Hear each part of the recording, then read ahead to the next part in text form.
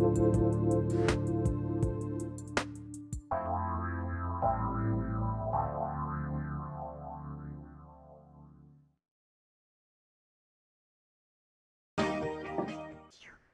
everybody, welcome to the Dr. Pat Show. This is Talk Radio to Thrive By. We got a great 2 hours lined up for you.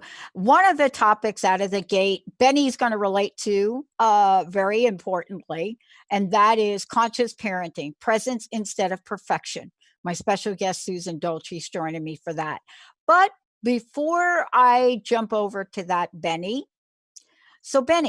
Yeah. I did this morning, I do these short interviews, right? And I just want to make an announcement. First of all, what I want to say about Washington State is there is such a thing as an independent grocery outlet. And our independent grocery outlets have been instrumental in this state, other states as well. I can only talk to Washington for the moment. Instrumental in helping feeding people right now in COVID-19. And so here's what I want to just say to everybody. You're going to be able to listen to the interview that I did this morning with Layla Kasha. Absolutely fantastic woman. She's heading the thing up. Groceryoutlet.com is where you can go. But keep this particular thing in mind. What they're doing is making sure that we are keeping all of us aware that individuals and children in particular are starving. It's hard for me to even say this to all of you, but we're going to talk about conscious parenting. And one part of that I know is going to be how do we keep our kids safe? So Feeding America projects, right? It's 1 in 6. So it's like 16%. But 1 in 4 kids, that's almost 25%, may not have consistent access to adequate food because of COVID-19. Just look around your neighborhood, count, 8 kids over there playing. No, maybe they're not playing right now, but 8 kids, 2 of them are not going to have consistent, adequate food. So what does that mean? That means that you and I think about breakfast, maybe lunch, maybe dinner. They're not sure if they're going to get food on Monday or food on Tuesday or food on Wednesday. So please, take a moment. Washington State by far is way ahead of the curve at what we do around this. I mean, I do volunteer work here about when it comes to food banks, but groceryoutlet.com. And, the reason I'm bringing this up is because we are going to talk today about conscious parenting. And one of the things in our conversation with Susan is there are a lot of things that, some of us may be taking for granted. Food is an essential. It's at the Maslow level. But when you rise up from that, when you're able to provide and you go up to the next level, what is it that becomes important as a parent to you and as a parent of a child to a child? Today, that's the conversation with most amazing Susan Dolci, certified diamond process transformational life coach and creator of Goddess Arriving. But more than that, she is the host of her fabulous show, which we'll hear about in a minute. But beyond all of that, she cares. And her work stems from caring, possibilities, and then solutions. Susan, it's great to have you.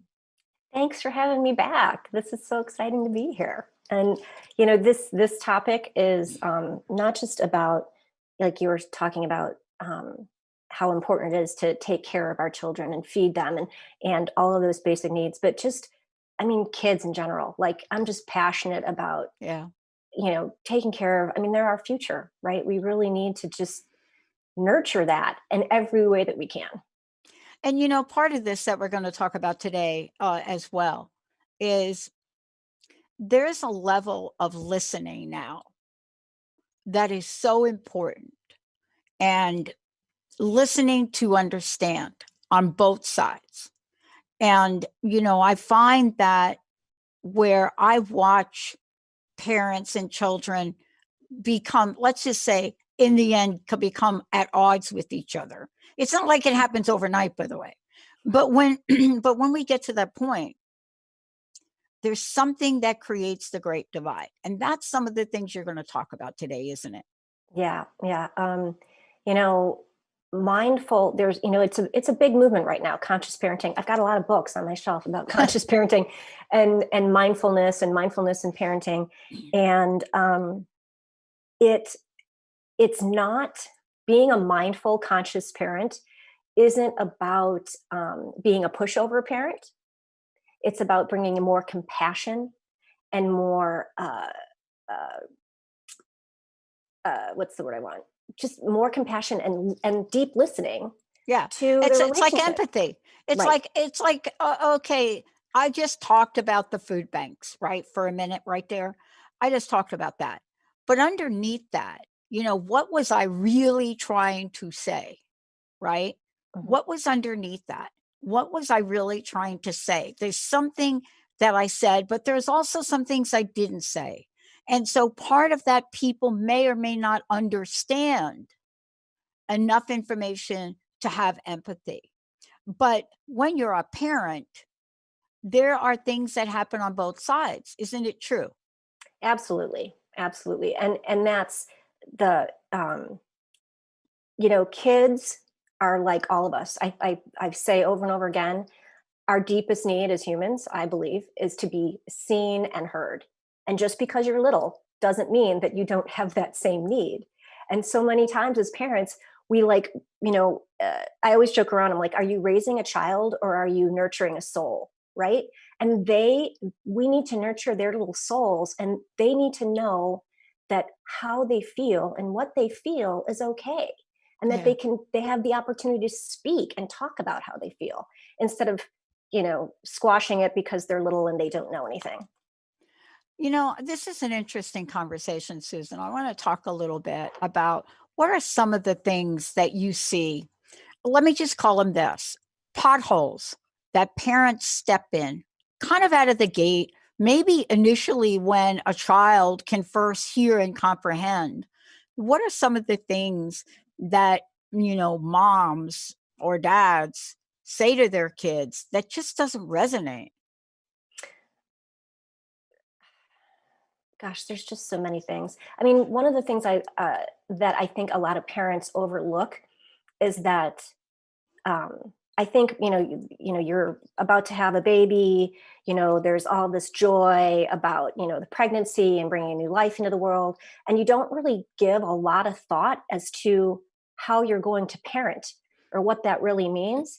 And in reality, we all get our parenting skills from our parents, right? That's Oh my gosh.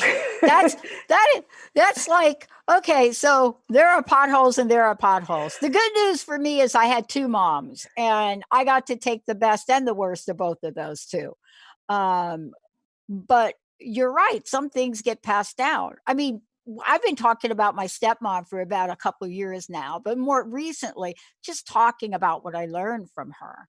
Mhm. I also talked about the fact that on my 11th birthday, we're going out and buying me a birthday gift, and my mama got caught shoplifting. We ended up in the jail, uh, right? But in the end, there are things that we say to our kids that if we could just stop them. Let's talk about one thing in particular. It's been like a real bugger for me. Mhm. Thank goodness my stepmom didn't do it a lot, but my dad did it. I mean, I used to throw food at my dad for this. I'm not kidding. You, Patricia, you should go to secretarial school. You, you should. What are you wearing? Your two sisters are dressed up. What do you got on? That's not like you were going to the relatives. You should. Yep. Thank God my stepmama was there, because my stepmama would be like, yeah, she doesn't want to go to secretariat school. She wants to study music. She gets lessons for the viola. She is not going to secretary. But the should doesn't leave your mind. I mean, think about me thinking about that, Benny. I've never shared that, right? About my dad in secretarial school. See how quickly that came up? Mhm. And the thing is, we all carry that into our parenting, because and I can hear, I mean, there are countless times I could hear my mom's voice or my dad's voice in my head wanting to react to something that my child wants to do or said or talked back or something. And I had to catch myself and say, okay, wait, that's not my voice. That's my dad's voice or my mom's voice. And how do I really feel? And how do I want to raise my daughters? So it if we can keep that in perspective, that we always are going to have that parent in our voice. Like, how many memes have you seen on Facebook where it's like, I didn't, all of a sudden I heard my mom's voice coming out when I was like talking to my kid. And you're like, wait a minute, when did I become my mom? Like, how did that happen? Right. I know. I mean, I had a reaction to something the other day about it. And there was somebody that was talking about, oh my gosh, had something to do with COVID, but they were talking about if more people would just change their minds or something like that.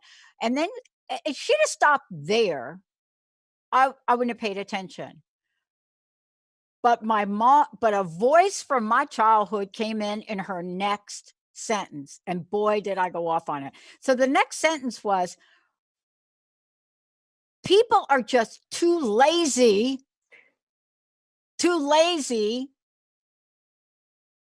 to get their mind in. I mean, so that was enough for me. And that's one of those things, right? Uh-huh. We are talking to our children like that.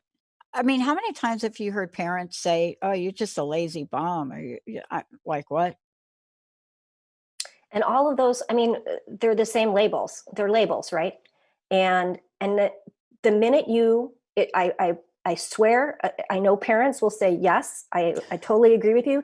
The minute we put a label on them, they're going to live up to it. Mm, yeah. So, What are some of your favorite labels? All right, let me rephrase it. Your least favorite labels. my least favorite labels. Um, I definitely the lazy thing. That right yeah, there. I'm trying to think of, like, um, my dad was very, not strict, but he didn't praise a lot. You had to do something really miraculous for him to say, good job, Susan. Like, that was great. Like, I remember one time, it was my senior year in high school, and it was the first time I got straight A's. And oh, let me take that back. I got one B plus. There was one B plus. And I was so excited to give him my report card. And he was like, he didn't say anything about the straight A's. Yeah. It was, what's the B plus for? Yeah. So There it you was go. sort of like, it wasn't like a straight out, hey, you're lazy, but it was like, well, why weren't you working hard enough? Yeah. Where you failed here? What is that about? Instead of, praising me and supporting me and recognizing all the hard work I did to get the other A's. Yeah. Yeah. But aren't we, are we striving to be the perfect parent? Is Well, that the idea that we have this illusion that there's this perfect parent in the sky? What was it like? Some parent on television. Is that what we're trying to be here?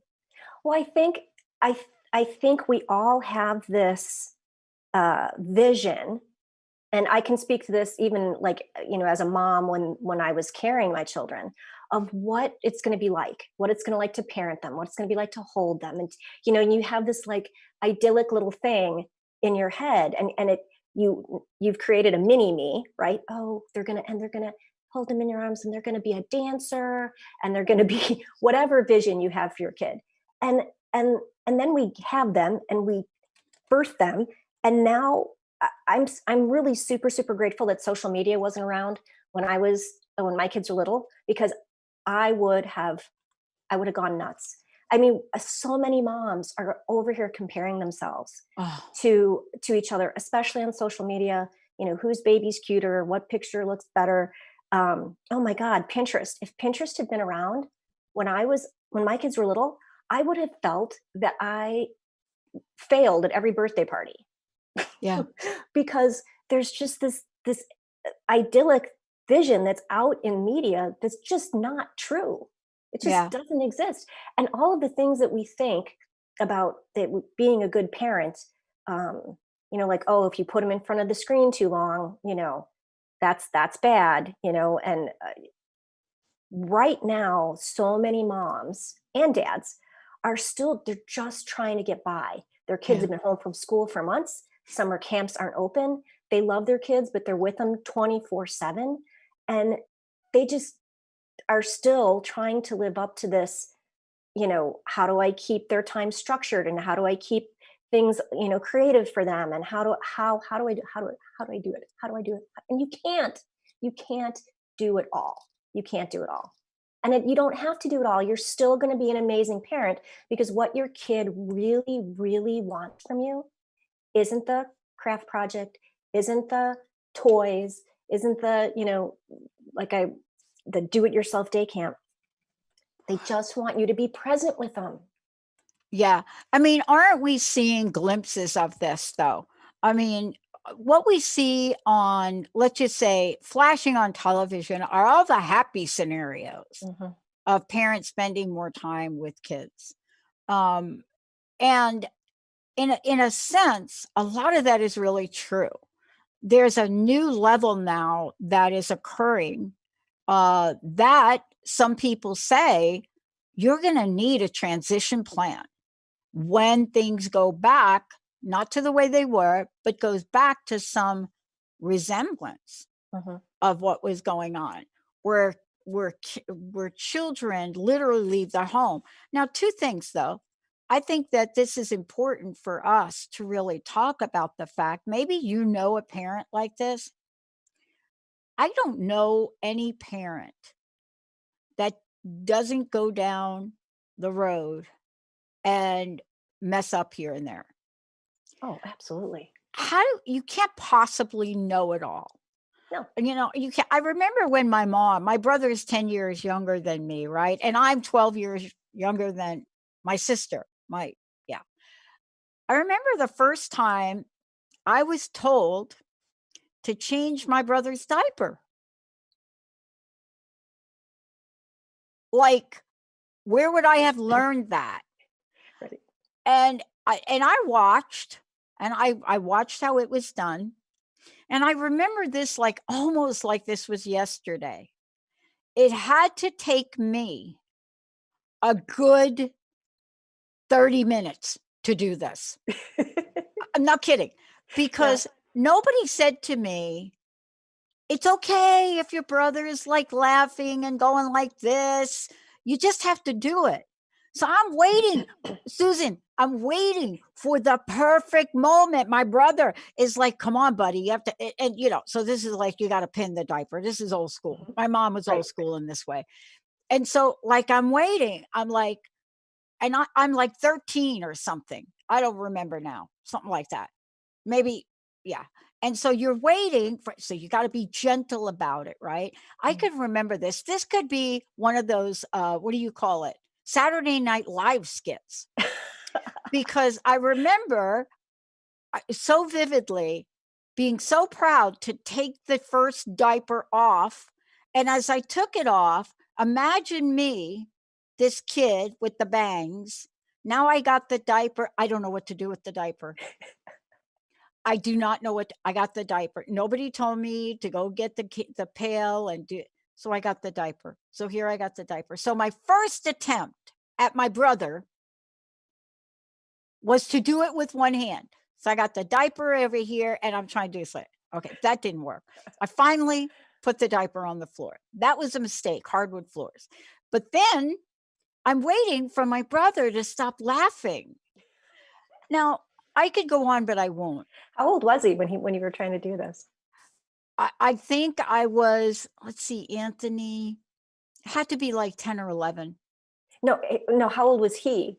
Little teeny baby. Okay. He Okay. was like, no, not that teeny. He was maybe, I don't know, like 4 months, maybe 5, Okay. that little. Mhm. But he was a big boy. Um, but I didn't know. Don't worry about him laughing and doing all this and kicking his little legs. Just put the diaper on. Mhm. I didn't know that. And I don't think I'm alone. I mean, I might have been 11, but there aren't always these guidebooks on how to parent. Maybe you got a bunch of books on your shelf, right? I've read a I bunch of books. I do, but none of them tell you how to change a diaper. That's Oh, you could YouTube that though now. You might be able to uh, YouTube it.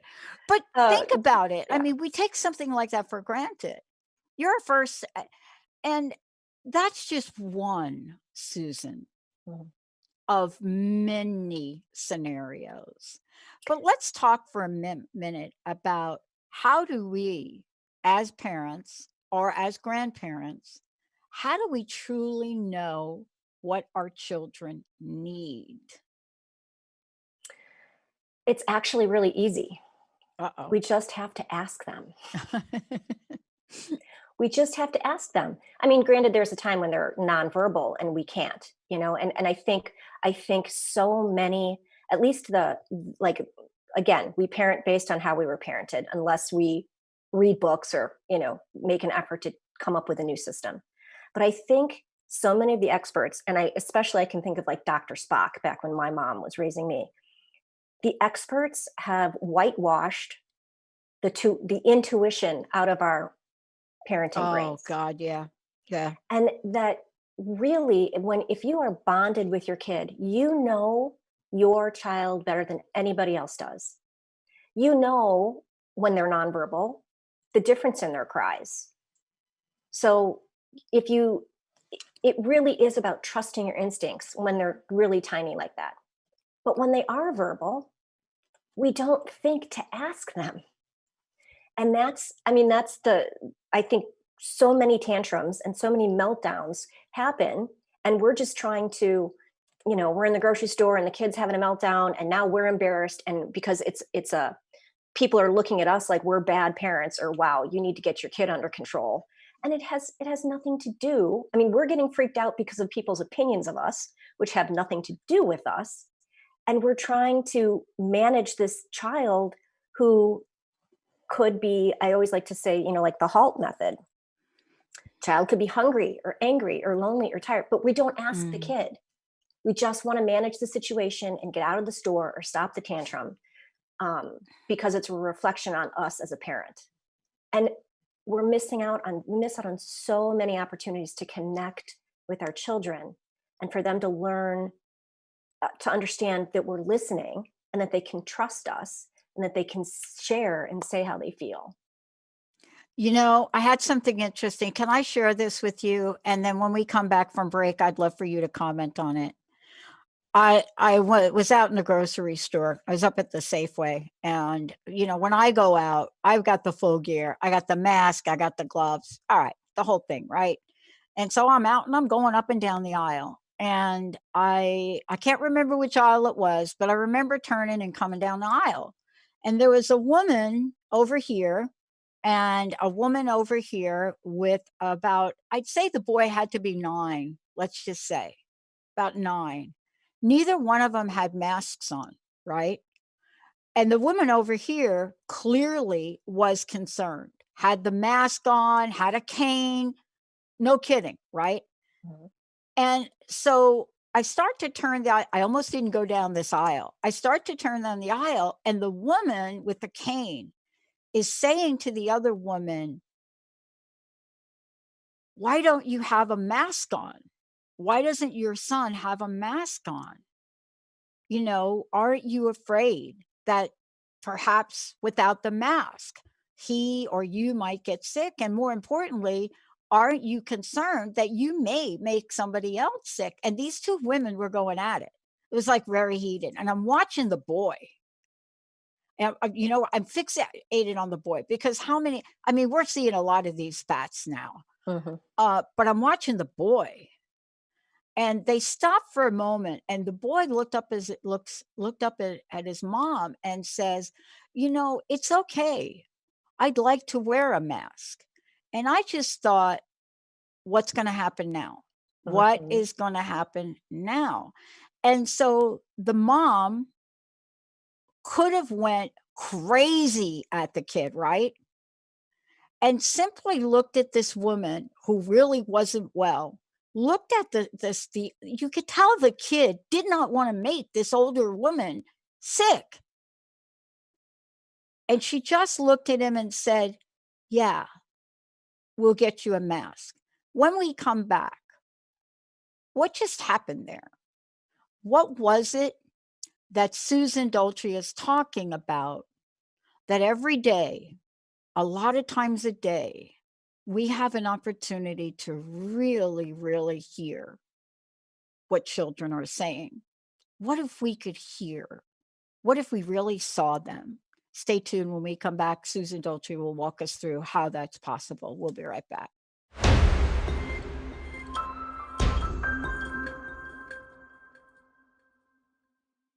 Welcome back, everybody. Welcome back. Susan Dolci is in the house. Conscious parenting, presence instead of perfection. We're going to talk about that now, what that looks like. But before we do, Susan, let's tell folks about your show. Let's also tell them about the coaching that you do and how they can find out about all of it.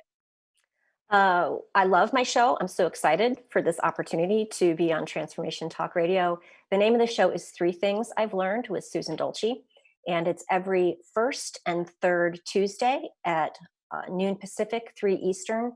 And it's a it's about interviewing really, really inspiring people and their breakthrough stories, because I think so many people, when they're going through a crisis or a dark night of the soul, everybody always feels like they're alone, and nobody else has been through that. And so it's my hope with the show that people realize that so many people have gone through the same sort of heartbreaks and setbacks, and that they're not alone, and they can get some hope and new perspective from the guests that I have on. Yeah, it's fantastic show, but, it's also in the spirit of what you're passionate about, as is this show today. I mean, it also really brings the work that you do together with people full circle. I mean, this is really a time where all of us are reaching out to see what we can do to help others. That's what this particular topic today is about. It comes from what we're observing now. And Mhm. so when you saw this, you said, let's talk about this. Let's talk about the perfect parent myth and what we can do to move beyond that. When I use that example of that little boy, right? There was a Mhm. moment that that interaction could have gone in a totally different direction. But let's talk about what this means. That mom in that moment became so present to Mhm. what her son was asking. It was almost miraculous from where I stood down the other end of the aisle, but that is the key, isn't it? Yeah, I mean, so it was that little boy's compassion for the woman with the cane that that moved the mom to say to her own compassion, right? And say, yeah, we should do that. We should get you a mask. And here's the thing about kids and presence that I think gets overlooked. Um, when when a child is born, that's all they know. They only know how to be present. They are this helpless little blob of flesh, and all they're looking for is connection and safety and bonding with the parent. But they don't have the capacity, they don't know there's a past, they don't know there's a future. They're just completely present. Leonard Jacobson, one of my favorite um, spiritual teachers, has a whole theory, and I this this is so true. The first time I heard it, I was like, what? And I was like, wait, oh my God, this is so true. So he says that the first thing our children want from us is our presence. They want and crave us just to be truly engaged and present with them. And when I say present, that doesn't necessarily mean you're just in the same room occupying space with them. That means you have a soul connection with that child. If and here's where it gets really funny or interesting. Oh, I can't use that word. I hate that word. Anyway, here's where it gets very fascinating. If if a child can't get presence from their parent, the next thing they want is love. Just love me. If you can't be present with me, just love me. And so most parents can provide love. They struggle with presence because they don't know how to be present, right? If a parent can't provide love for the child, the next thing the child's going to look for is acceptance. please just accept me the way I am. If you can't be present with me and you can't love me, just accept me. And if they can't accept them for the way they are, now they're going to say, okay, I'm going to seek out negative attention. Right. And then and it makes doesn't that make sense? So now, because Yeah. they don't have a present parent, they don't have a loving parent, they're not being accepted. What am I going to do to I just want you to see me. Now I'm going to, be rebellious, I'm going to seek out negative attention, and maybe then you'll pay some attention to me. Yeah. Yeah, I believe me, I have 2 other sisters that I grew up with. I have a 3rd sister, who is older than me, and I will tell you that we were a family that for sure, as 3 young girls, right, in a, blended family, so to speak, getting attention, what do I have to do to get attention? I mean, I'm telling you, like, my sister joined a gang to Mm, get attention. I mean, I'm seriously, right? At no fault of my parents because both of them worked like crazy, mhm. right? My dad was never there, but my sister is like, "Yeah, I'm just gonna go somewhere else and get attention." No kidding. She that's an extreme, but that's what was available to her. Yeah, yeah, and we can't fault our parents for not being present with us, because people don't know how to be present. People, I mean, we tend to live in the past or the future. Our minds, our chatter is constantly going, and in reality, the future doesn't exist, and the past is over. So people don't know how to ground themselves in the present moment. And granted, we can't be in presence 100% of the time all day long, but we can take moments to, get into our bodies. To I call it shine time. It's breath work, body work, and brow center. And if we take it takes practice, and that's Yeah, and that's the thing. Like, I tell all the moms out there that I work with, it's like this is something that it's a skill you have to develop, because we are not ever taught to be present. right. Um, and it's not hard to do. We have so many opportunities in the course of our day to be present.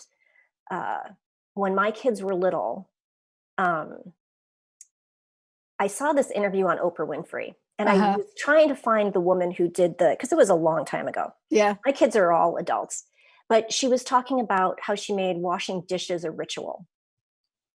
And I thought, well, gosh, why can't I bring that ritual component to all the things I hate doing? Right. Right. And it worked. It works. It works to, like, kind of center yourself. Like, I would I would light the candle, I would wash the dishes, I would get some great smelling soap and just take my time, and feel the suds in my hands and just get really present. Same thing when I would do the laundry. It was like I had this little, like, mantra. It was like, I'm infusing love into the laundry. Yeah. Put it in consciously, like, the conscious movement of putting the laundry into the washing machine. We move about our day. We're not even in our bodies half the time. We are in our minds. Yeah. You know what's really interesting about that? When I was growing up, there wasn't a lot out about what you're talking about. But I think my stepmom really disliked doing those chores as much as we did. And what I find interesting is she would always dance or sing. I mean, she literally had the 3 of us girls singing. Um, and it's interesting how that is so much a part of my life today. I just thought about it. I just thought about how music has become such a large part of my life. And and it's a big part of the show. You'll notice Benny during the breaks, he will pick out a tune that absolutely matches um, what we're talking about. But you see, these rituals, this level of consciousness, this idea of creating ritual, it is so important and is so essential, isn't it, Susan? And how a family can connect in a in a way, let's just call it easy, in Mhm. an easy way.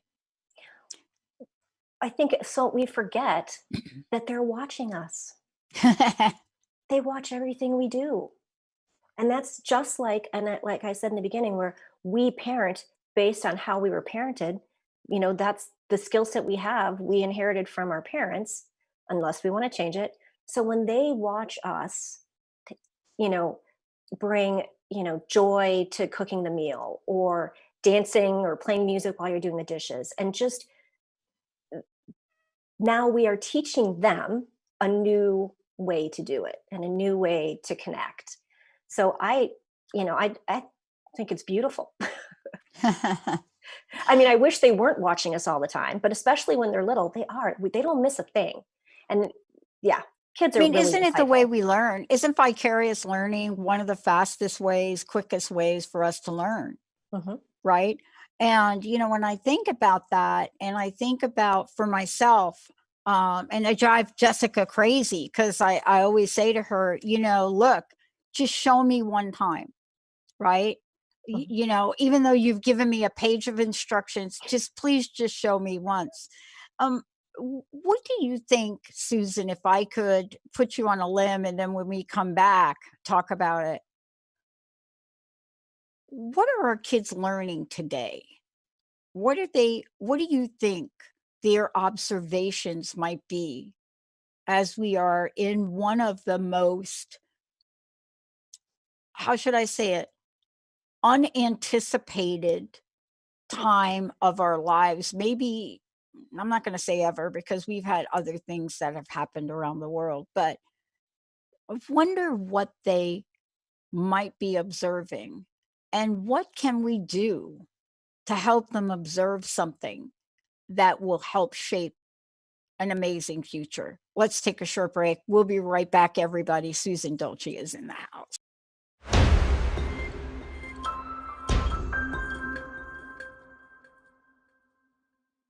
Welcome back, everyone. Welcome back to the show. Yeah, Susan Dolci is joining me here today. Conscious parenting, presence instead of perfection, with my very special guest, Susan. One more time, tell folks how they can find out more about you, how they can work with you, all of the above. My coaching website is susandolci.com, and I offer a free 30-minute clarity session to find out if we're a good fit for each other, and if I can help you work on your stuff. Awesome. And radio show? Oh, sorry. Yeah, three things I've learned with Susan Dolci on Transformation Talk Radio. Awesome. Look, before the break, I would be remiss if I didn't stop for a moment and ask you the question: what are our kids observing? Because we talked about this before, vicarious learning, right? I Hmm. mean, anybody that was in the grocery store with me in that moment, watching that young boy and his response, all of us learned something right there from him and the parent and the other woman as well. Um, but what are our children observing now? What is your sense of it? I think this is sort of a just a real miraculous moment in time. Uh, I'm uh, based on this reflection. When I was a kid, um, my dad was pretty racist, and he didn't think twice about tossing around the N word. It was pretty prevalent in my house. Mhm. And I grew up not understanding why he was so angry or offended, or what the problem was with people's skin color. I went to a school that was pretty diverse. I grew up on the north side of Chicago, and they were all we had all sorts in my school. So I was Mhm. in it and not afraid of it or anything. Um, but so growing up, I knew I didn't want to be racist. I didn't want to be my dad's type of racism. And I think so many people right now are saying, well, I'm not a racist. I'm not racist because I'm not that. I'm not that version of my dad. I fought really hard to not be that version of racist. And so when this all started happening, I really had to pause and say, I can't say that I'm not a racist, Uh, mhm. because there is a whole level of white privilege that I am still learning about. I've understood, like, I know I'm not going to be followed around in a store, and I know I can get a band-aid and a bra in my skin color, and all the really sort of obvious ways. But there are so many subtle ways that I was not even aware of. Yeah. And so with the advent of, Black Lives Matter, I've just said, I have nothing. I'm listening and I'm learning and I'm reading, and I have nothing to say right now because I am learning. I uh, it's I think there are so many people, like I said, that just get super offended when they think they carry around any sort of racism, but it's just so much more subtle and we don't realize it. Yeah. I agree with you. I mean, I really discovered about myself, um, there to think that there's not more to learn, or to think in my case, to think there's not more to do. And it doesn't matter where I grew up. I mean, it doesn't matter if I grew up in a project and, didn't have the same reaction that a lot of people have when they interact with people of color, or, people from communities across the globe, period. I don't have that same reaction, but does that make me not a racist? You know, and, there is a different level of learning that we have to have now about ourselves. See, this is what we're being called to do, and we have to do it in order for us to explore that with our children. Exactly. And even on a more broad level than that, just going over uh, history and realizing everything that I learned in school there's always two sides to every story, right? Yeah. And, like they always say, usually the winners get their version of history put in the history book. And so that's what I learned. And I thought that was history. That's right. And it's not. There are two sides, and it's going to be so important going forward, not to just, talk about uh, racism, but to actually teach anti-racism, and to, show all of the other sides of history. And I think that what we've seen this go around, I'm gonna call it this go around, because I've been on the planet for a while, and I've been part of a lot of different movements, you know, stemming way, way back to, the ending the Vietnam War, to the original or one of the first marches for freedom. But this one, my sense is, as I look back, this is different. This is different. This is different. This is We're seeing the results of generational, how should I say it, learning, where people of all ages, but especially the people that we have given a label to Hmm. as not having compassion and not having empathy, I think that is going to be old news now, Hmm. because they have done something that is so unprecedented and so literally shocked the world by, and this is happening all over the world. When you can focus on a protest where one clip, you're looking at a child, right, in the protest with the mom, and the next one, a 75-year-old man that is knocked down by a Hmm. police officer. That is what we're seeing today. That is a different landscape of how important this has become to humanity, I think. Yeah, absolutely. And there is, my father-in-law is a retired cop. There are good cops, there are bad cops. There are good soldiers, there are bad soldiers. There Oh, yeah. And so Oh, I yeah. think I think it's more important than that we stay open to learning, then instead of putting our stake in the ground of, well, blue lives matter too, and all lives matter. And it's not about that. It's not about protecting your label. Yeah. It's about learning and being open to all of the not untruths, Well, I but mean, yeah, I whitewash agree truth. with you. Yeah, because look, I come from that family too. Uncle, aunt, police people. My uncle was the chief of police. And so, I get to have these interactions like with family people, right? Right. But to say an entire group, see this is a different version of what we're talking about. And this is sort of where I think is a good place to leave folks with. Anytime we stereotype a group of people, it is an untruth out of the gate. Anytime Absolutely. we stereotype, the only type of stereotyping that I've ever seen really work was in profile, sociopathic, and psychopathic behavior. Maybe. But still, when we put people into a group and we give them a categoric example of what we think their value to society is, we're missing an opportunity. And our kids get this. They get Our- some police are good, some police are not good, and they already have their category. What they're really saying is, look, some people uphold the law, some people don't. Mhm. Some people get caught, they're called criminals. Some people don't.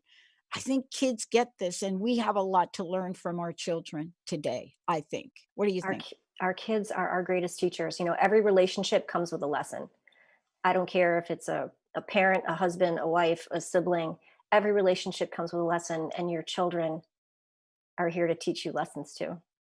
Okay. Yep. So let's just throw this expression out the door. You can't teach old dogs new tricks. Let's get rid of that one. Susan, thank you so much for today. Thanks, Last Dr. Pat. question. What's your personal message? What would you like to leave us with? Being a mindful parent, like I was starting to say, doesn't mean you're a pushover parent. It just means that you have more compassion with your children, that you are present. They just want to be seen and they just want to be heard. I like it. I like it. To take a quote from the movie Avatar, I see you. Thanks, Dr. Pat. Thanks, Susan. Let's take a short break, everybody. We'll be right back.